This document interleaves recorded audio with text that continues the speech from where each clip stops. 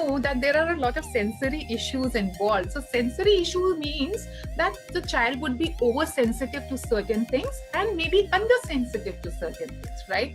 And when we are doing weaning, for an example, where at the stage of weaning, when the child is 6 months old and when the mother is beginning to try to feed her some foods, right? The weaning foods, just make gruels and just start off with the weaning process. And the child is really not interested in eating that. That kind of, that is the stage when we get to see if there are any sensory issues popping up. So what happens is the texture and taste sensitivity is very, very high in these children. So because of such high texture and taste sensitivity, what happens is that the food that they consume is very, very restricted. Maybe just 5 to 10 kind of foods that they might be interested in. Like in India, if we talk about, maybe just the child would be interested in eating dal chawal. Okay, the child may not be interested in eating things like paratha. The child may be interested in eating a potato chips, but the child may not be interested in eating a sabzi of aloo. Okay, so these are the small things, because there is texture and because there is a difference in the taste. So these taste and texture sensitivities kind of restrict the diversity of food that is going in. Because of this restricted diversity, the gut microbiome is hugely affected. And apart from that, the nutritional status of the child is also hugely affected, because with such a restrictive choice of foods, it is very unlikely to meet the nutritional needs of the child. So it becomes very important. And also, we see restrictive and repetitive behavior. So child would have specific fascination for one particular kind of food. The child might want to eat just a bowl of khichdi in breakfast also, in lunch also, and in dinner also, with no vegetables. Or maybe if the kid is fascinated towards one particular kind of vegetable, then that would be the only vegetable that the child would be having every single day, which is actually restricting the intake of nutrients to a vast extent.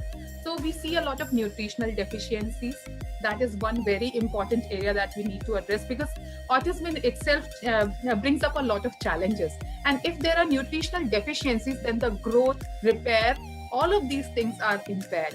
And that kind of, again, sends the body into a stress zone. And when the body is in high stress, so of course the level of cytokines are going to be high. The hormone secretions are going to be very different from a normal child. So these all things are very, very closely related. Okay, so we have to take care of the microbiome, we have to take care of the nutritional deficiencies, we have to take care of the diversity of food that is going in. So these are the main areas where we, these are the general areas of nutrition that we talk about. Then we go into specific things, like if a particular symptom is associated with one particular kind of mineral or vitamin, then because the symptoms are very diverse, and a lot of these symptoms are associated with specific nutrients.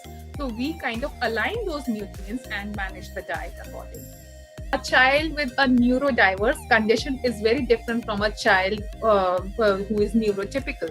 The reason being that, as I told you, that they have fixations for texture and taste and high sensitivities. So desensitization is a therapy that needs to be done, that needs to be taken up by the therapist, and we have to work in sync, right? So that it goes hand in hand. The therapist will be working on one hand, a dietitian would be working on the other hand, and we will be doing the texture and taste progression.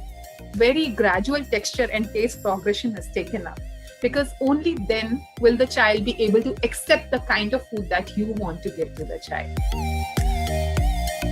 Majorly, the children on the spectrum are deficient in calcium and iron. These are the major things that the children are deficient in. If we talk about minerals, then we come to talking about vitamins. Then vitamin D deficiency is very prominent. Vitamin C deficiency is very prominent. Folic acid deficiency is again very prominent.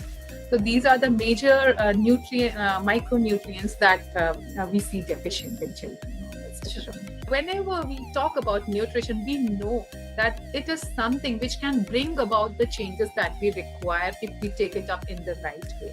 So always approach the right expert for the advice that you need. Do not depend upon Google.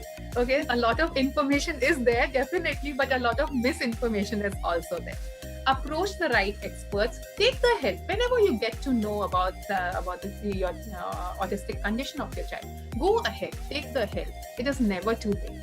Even if we can see a minute change in the child at a later stage, also that also works wonders for parents and as well as for the child.